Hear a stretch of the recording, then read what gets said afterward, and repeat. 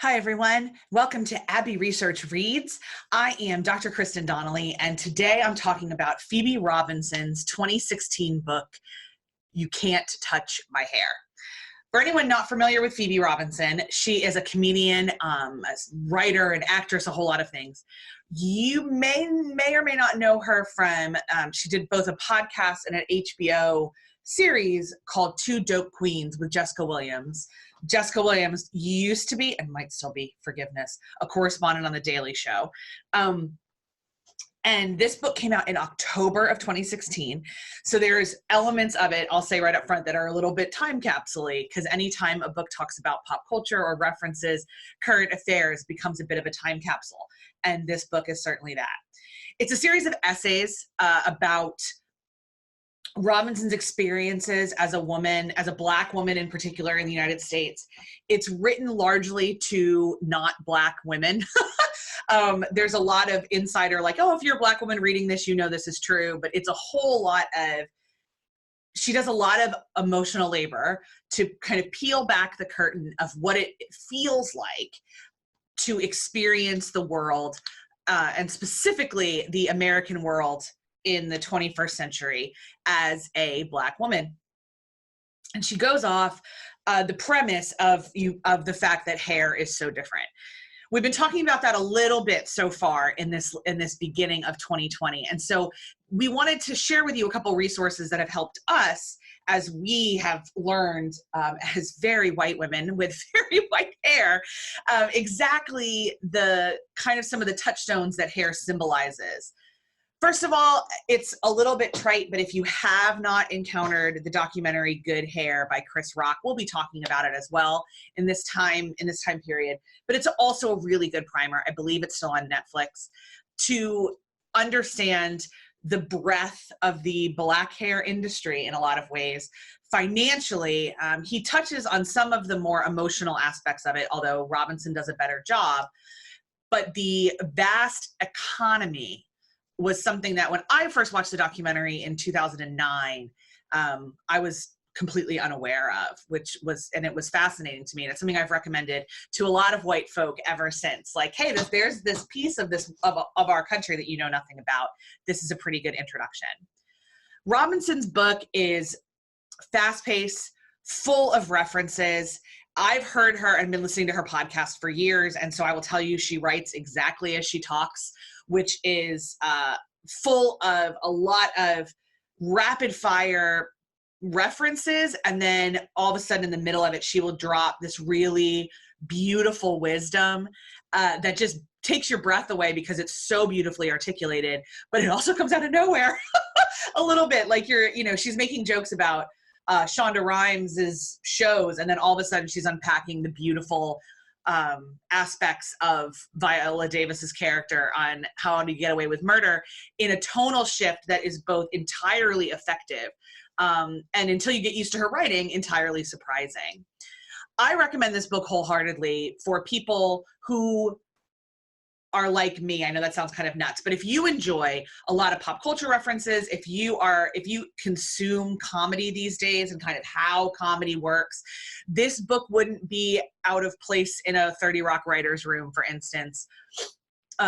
If you've ever listened to Two Dope Queens, you have to read this book. If you enjoy Phoebe Robinson or Jessica Williams' work at all, please do. This is also really good for people who like Issa Rae or people who like Lovey Ajayi.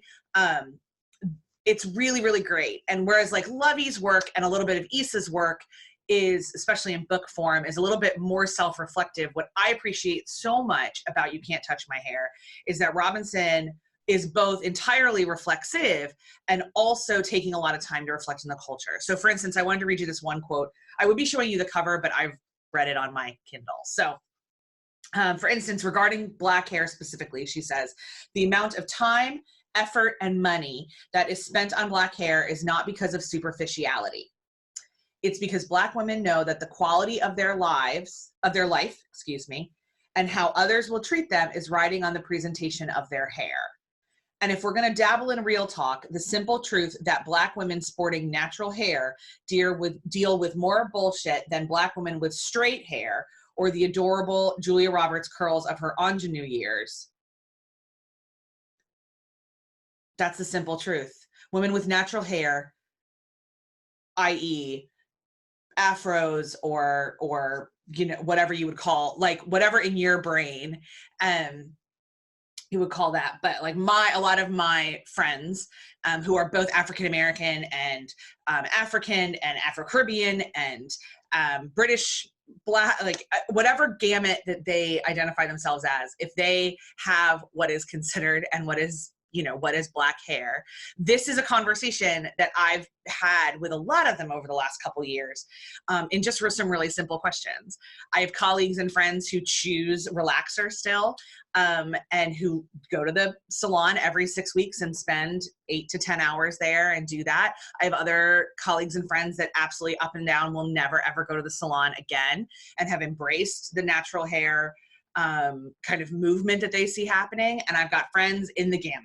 So it's a very specific thing, but realize that this is a truth.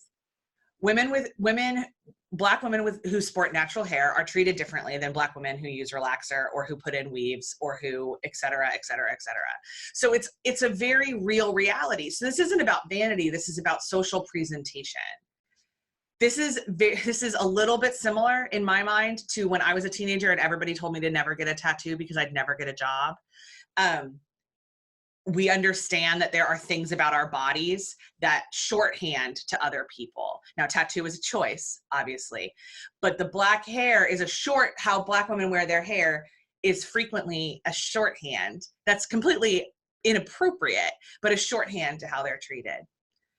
About 2 paragraphs later, by the way, like she, you know, is talking a lot about Oprah and explaining Oprah and kind of the genesis of all of that and what she means. And then a couple paragraphs after that, she's talking about that incredible scene from the first season of How to Get Away with Murder that I already mentioned, where Viola Davis takes off her wig, which I, even as a very white girl, was completely, like, I remember pausing the TiVo when that happened and thinking, like, this is the very first time, as an avid TV watcher, this is the very first time in my life I've ever seen this level of vulnerability from a Black woman on screen.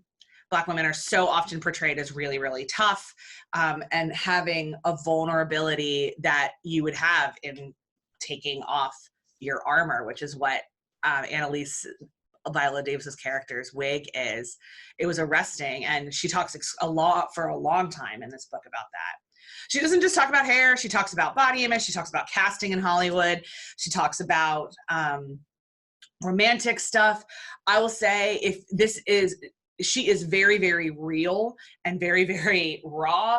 My mother would say a lot of this language is crass.